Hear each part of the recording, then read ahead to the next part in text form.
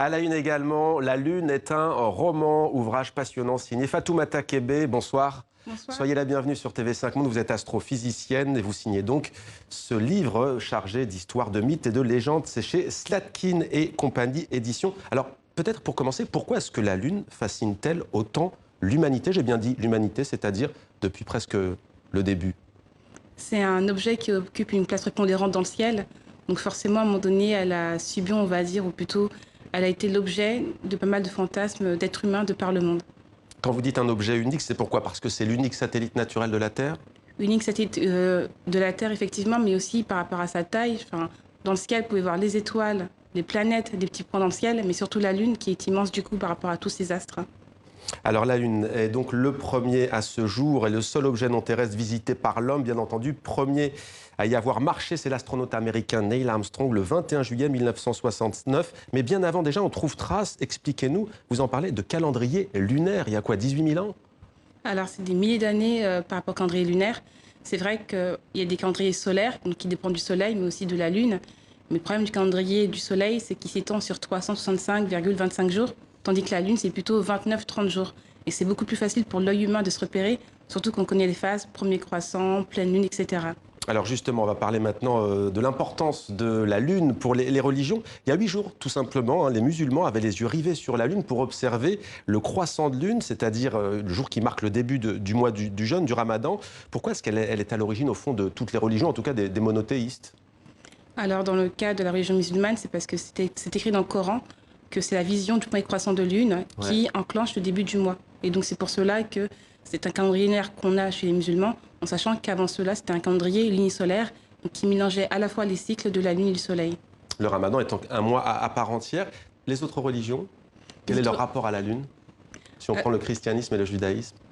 Alors, les religions monothéistes n'ont pas les religions polythéistes, c'est-à-dire que les autres religions avaient plutôt des dieux dédiés à la Lune. Chez les Babyloniens, on retrouve par exemple Ishtar, mais sinon, il n'y a pas de culte précis par rapport à la Lune, on va dire, dans la religion monothéiste. C'est plus la maîtresse du temps, on va dire ça comme ça. Alors, permanente, rassurante, inquiétante aussi, la Lune change de forme, de couleur, elle fait gonfler l'océan, et ça, c'est pas des mythes, pousser les plantes et danser les farfadets, là, peut-être que c'est pour ça qu'elle est vénérée? Elle est vénérée pour plein de choses. Déjà, la Lune, c'est surtout de nuit qu'on l'observe, et la nuit, les gens ont tendance à avoir beaucoup plus peur qu'en pleine journée. Donc forcément, elle va être le réceptacle des craintes, mais aussi d'événements heureux, dans quelques cas. Alors, il y a notamment un chapitre qui est consacré à ce que vous appelez le secret de Laika. Pour celles et ceux qui ne connaissent pas forcément qui est Laika, rappelez-nous, on est en 1957. Exactement, on est en pleine course vers l'espace entre le camp soviétique et le camp américain. Et du côté des soviétiques, eh bien, ils vont envoyer une chienne nommée Laika dans l'espace. Une chienne errante retrouvée à Moscou. Une chienne errante trouvée à Moscou, donc qui va être le premier animal envoyé dans l'espace. Ouais. Une mission qui ne va pas très bien se passer puisqu'elle va mourir, parce qu'il va y avoir des imperfections au niveau de la coque qui est censée la protéger, et elle va mourir en fait en quelques heures. Et le secret, il réside où, là, dans cette affaire? C'est seulement il y a à peine une quinzaine d'années qu'on a vraiment su la vérité sur ce qui était arrivé à Laika. Alors, vous parlez bien sûr de cette conquête spatiale. C'est d'ailleurs pas facile, hein. Tout récemment, des scientifiques israéliens ont échoué à poser une sonde. Elle n'a pas réussi à allumer, comme on dit. On peut aussi dire atterrir, d'ailleurs. On imagine que c'est quelque chose que vous avez suivi. Que s'est-il passé? Pourquoi c'est compliqué, la surface lunaire? Alors ça montre bien qu'il y a énormément de problématiques scientifiques à régler pour aller sur la Lune, et que ce n'est pas encore quelque chose qui est à portée de main de toutes les nations. Et c'est ce qu'on retrouve dans la course vers l'espace aujourd'hui, où on a la Chine et l'Inde qui lancent leurs propres satellites.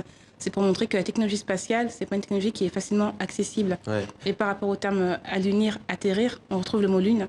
Et de l'autre côté, c'est atterrir, terre. Donc c'est pour ça Allunir et atterrir. Voilà. Vous avez décidé, vous, un jour de 1996, en rentrant de l'école et en découvrant une certaine Claudie Aigneret, que vous iriez dans l'espace un jour. Est-ce que c'est encore un projet qui tient toujours?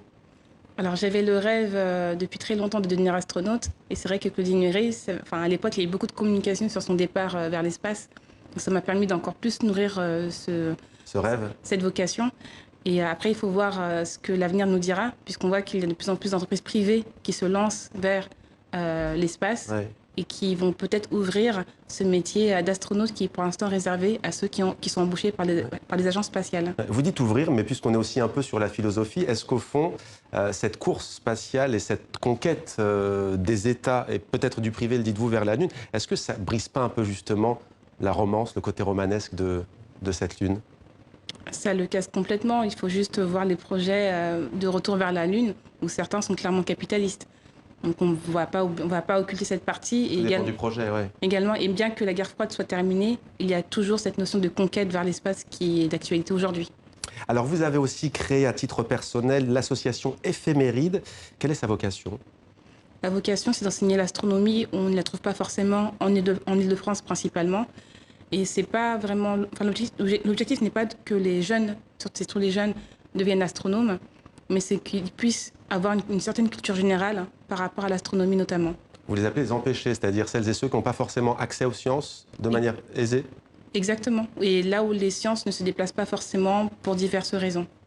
L'an dernier, en 2018, le célèbre magazine Vanity Fair vous a classé parmi les femmes françaises les plus influentes au monde. Qu'est-ce que ça vous a fait comme distinction? Je me suis dit, si ça peut me permettre de devenir astronaute, pourquoi pas? Merci beaucoup, Fatoumata Kébé, d'avoir répondu à nos questions. Donc, La Lune est un roman, histoire, mythes et légendes. C'est aux éditions Slatkin et compagnie. Merci beaucoup d'avoir répondu à nos questions sur TV5 Monde.